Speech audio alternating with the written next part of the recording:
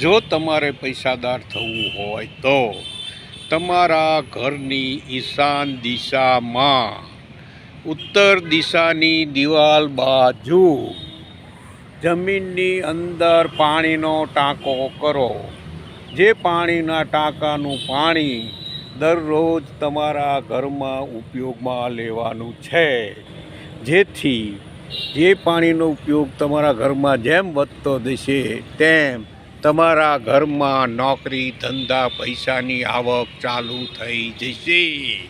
ઈશાન દિશામાં 3x3x3 અથવા તો ઊંડો 5 ફૂટનો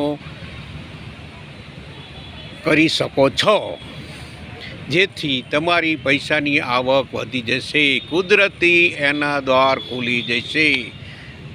સત્યમ શિવમ સુંદરમ.